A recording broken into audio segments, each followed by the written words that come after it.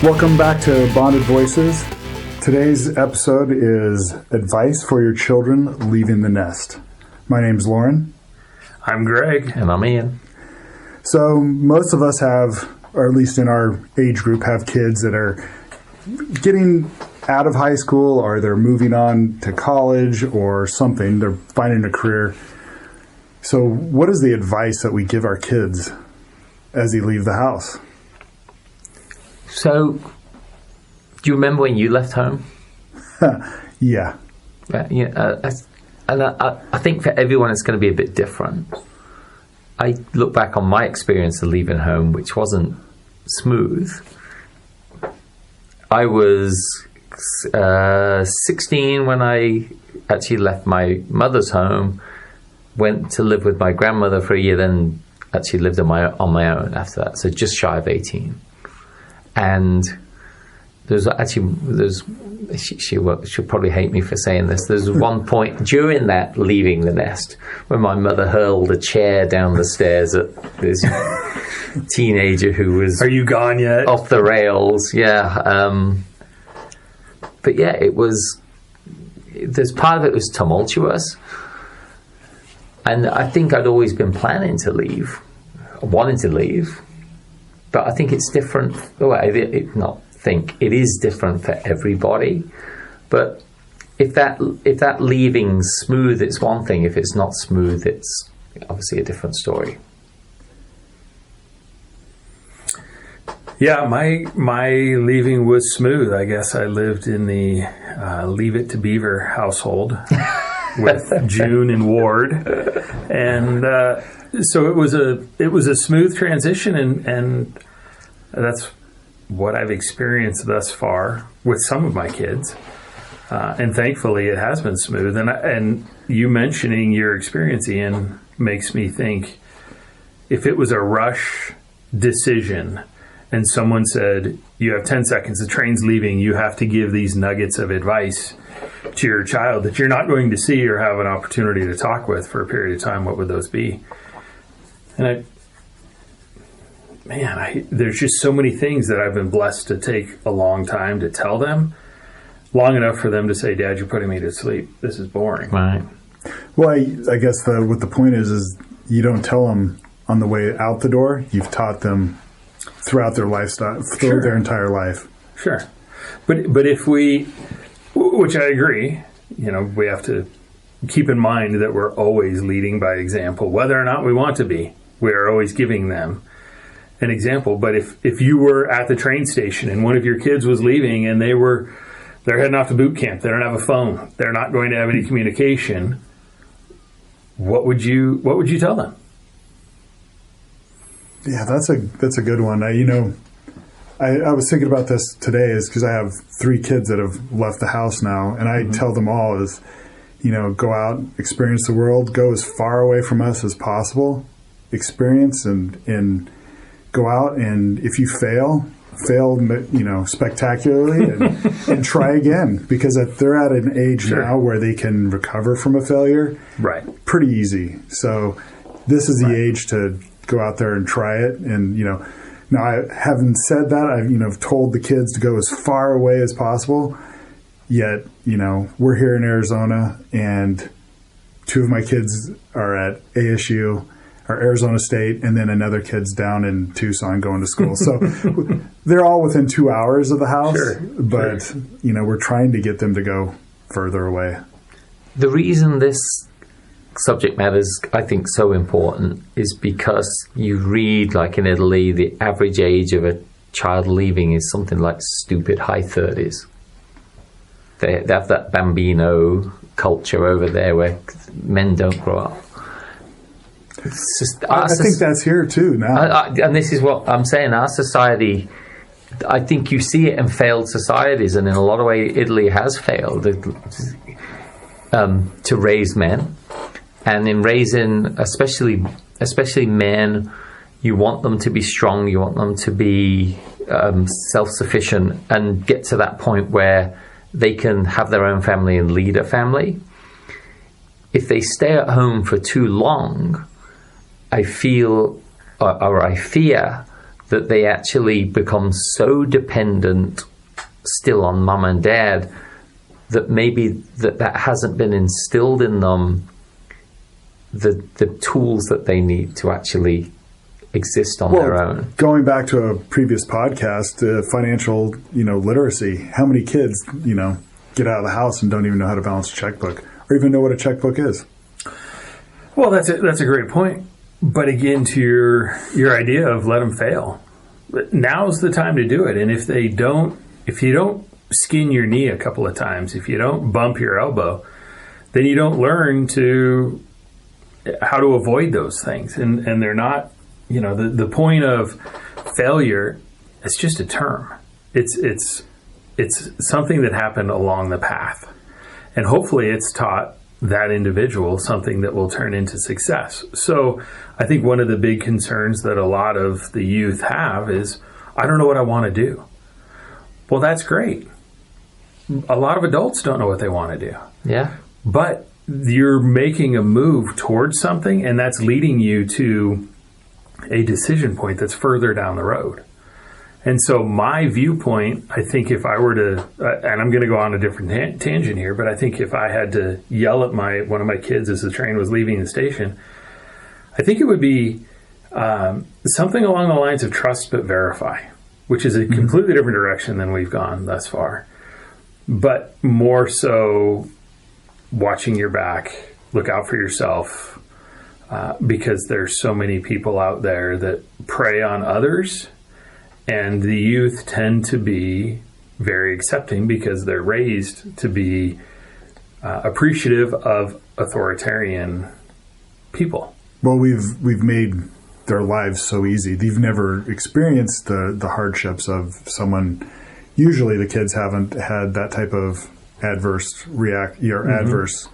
interactions with people. We've in society or as a general, insulate them. We've rounded all the corners so it's all smooth and you don't have any jagged edges to worry about.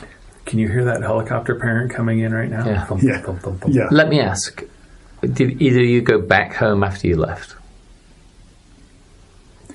I don't mean for dinner, Sunday dinner or whatever, but I mean, did you move your stuff back in?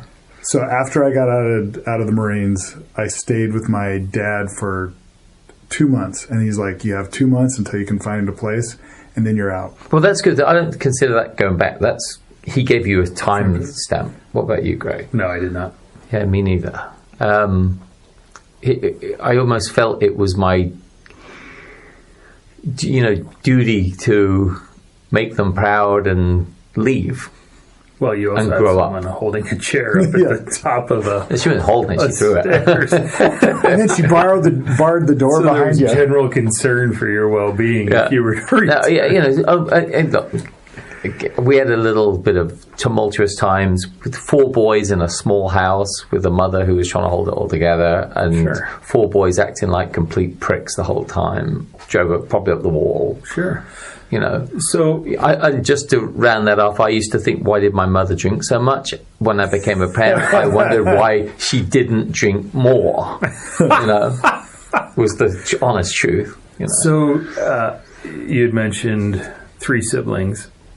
Did they have a similar experience as far as how old they were when they left the nest, or was it different for each one? Yeah, and that's what's really interesting, because I think I was the first to really leave. My brother I was the second of 4 boys.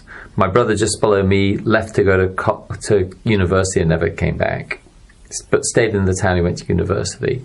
But my elder brother and my youngest brother both stayed living at home for much longer. And then, one of them left and came back, one of them left, came back, sort of thing. It was a pretty small home. But so it wasn't uniform between the 4 of us. What about you and your family? So I'm the youngest of 3, and nobody boomeranged. I was the oldest to leave, and I left, and I moved 1.5 miles down the road. Right. Hey, even if you move next door, you're out of the house. Sure. Yeah, sure. yeah. So I don't think the distance has got any great bearing. Mowing the front yard lawn, and my parents drive by. Hello. Yeah. Hey, he's still alive. And then I moved up to Seattle. So that was a pretty significant distance. But your siblings left, never came back. Correct. Yeah. What's interesting is that we all left and moved. I moved to Seattle, my brother to Florida, my sister to Michigan, and then we all found our way back here to Arizona. Interesting. Which is, I think it's fascinating that none of us set down long-term roots at any of those places. Right. What about you, Lauren? Your family? I think I'm trying to think back here now. I have a lot of siblings, and I think we all left, and we were, we all left on good terms, I think, but we were like, we're done living at home. We're out in the world and want to do something. Yeah. Just explore. So you mentioned you went into the Marine Corps. When did you go in? How old were you? I was 18. I tried it. So here's interesting. I tried to drop out of high school, but my dad wouldn't let me. And then as soon as I was old enough to when I was 18, I joined. Well, and I would think that anybody that goes into the military, thank you for serving, by the way. Yeah. Anyone that goes into the military, the process of that training, from my outsider point of view, appears to be creating independence. And so I wonder if there is a different percentage of people that actually boomerang back home after getting out of being in the military for several years. We don't need to go down that path. It's just curiosity. Yeah. I look at this subject and think to myself, and what sort of harm does it do, not just to the family unit to come back and to the perception of you with others to go back, but also to the community. Like we were talking about Italy, the kids just won't leave. But there's other cultures getting that way as well. And here you see, you can stay on your parents' insurance until you're 26 years old, which creates that stay at home. Mm-hmm. But at the same time, if you stay at home until you're 26 plus, at what point do you then go out and venture out and start your own family? And people might say, well, what if you don't want to start a family? But that's all well and good. But at some point, society shrinks if everyone takes that same tact. Well, at what point, how long do you stay? If you're staying at home, then you become afraid to go out on your own. Right. I mean, at 26, you've lived 26 years at home. Anything's going to be, scary at that point. And there becomes a point, right, where you have to become self-sufficient and be able to contribute to society in a way that can be amplified. And I think staying at home, you can't really amplify that because you're still within the nest. So I had a conversation with my grandfather before he passed, and he said one of the hardest things of being a parent is you got to teach your kids how to be independent and how to work and how to do that. And he goes, one of his things is if you don't teach your kids how to work and be a part of society, it's the worst thing you could do for a kid, because then they're always dependent on someone else. Yeah. And if you're dependent on somebody else, it's almost like you're always under them. Yes. And they always have the upper hand on you. Yeah. Well, if we take that a step further, if someone's dependent upon someone else, then they're looking for affirmation from that individual or from that role. And then is that person ever able to get true independence?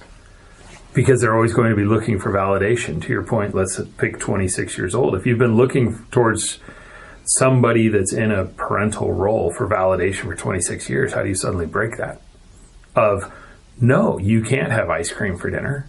No, you can't live off of Top Ramen for the next 2 weeks. No, you can't move into that apartment complex. No, right. Yeah, all of constantly. Those adulting things that take place, but not if the wings are clipped. Well, think about this too, is like generations past, by 18, they're out of the house.